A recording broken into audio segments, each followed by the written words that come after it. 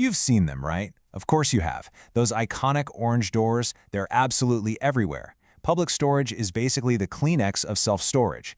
Now, we tend to see them as just simple concrete boxes, the extra garage for all our stuff.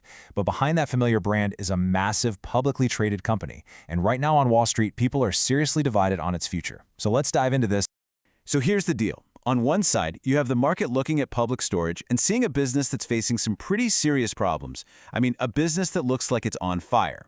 But then there's this other view, a contrarian analysis that suggests what Wall Street is seeing, well, it might just be smoke, and it's hiding a rock-solid fortress underneath.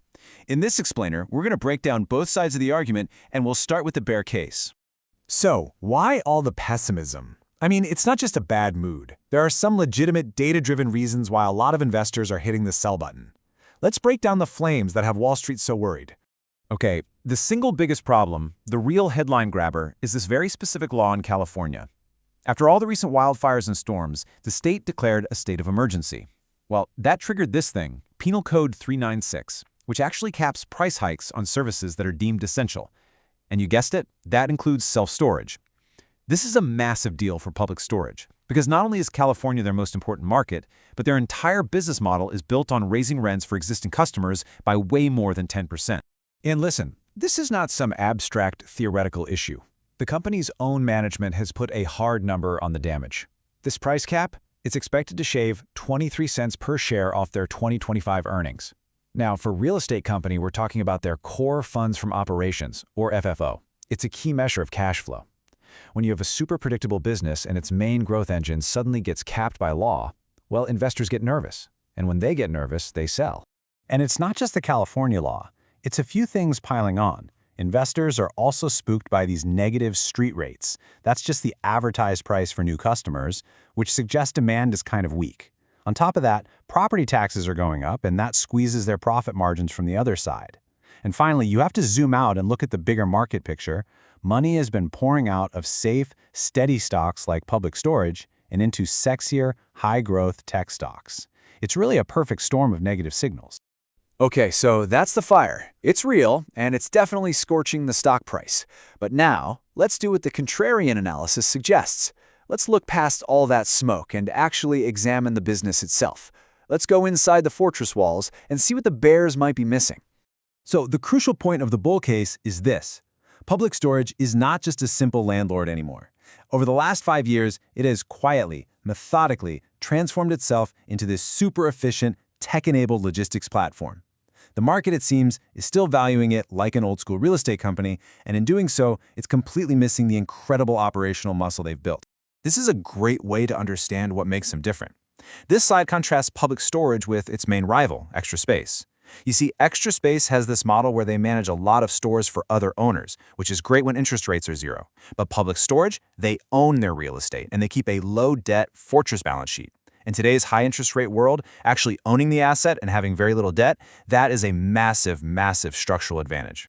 And this visual brilliantly illustrates their single biggest opportunity. The whole self-storage industry has this barbell shape. You've got the two giants, public storage and Extra Space, at one end, and then at the other end, you have this huge fragmented group of small mom-and-pop operators that make up over 70% of the market. And a lot of these small guys are really struggling with higher debt costs, which makes them perfect acquisition targets for a cash-rich giant like Public Storage. And right here, this is the proof in the pudding that their digital strategy is working. They are running direct property profit margins, what's called NOI margins, of nearly 80%. I mean, just think about that number. That is incredible. And it's only possible because they've shifted to this unmanned model.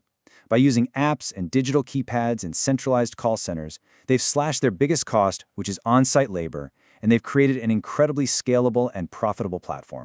Okay, this is one of the most misunderstood parts of the whole business, so it's really important. The market obsesses over street rates. That's the teaser price to get new customers in the door, and right now they're weak. But the real money, the real engine of the business, is made on in-place rents. See, public storage gets you in with a low price, and then, once all your stuff is locked inside, they start to raise your rent. This practice has a name. It's called the Existing Customer Rate Increase, or ECRI for short, and it is the absolute core of their revenue strategy. Why does it work? Because moving your stuff is a huge hassle. Customers are sticky. So Public Storage uses all this sophisticated data to push these rent increases to the absolute limit without making you leave. It's how they can keep growing revenue even when those headline rates are negative.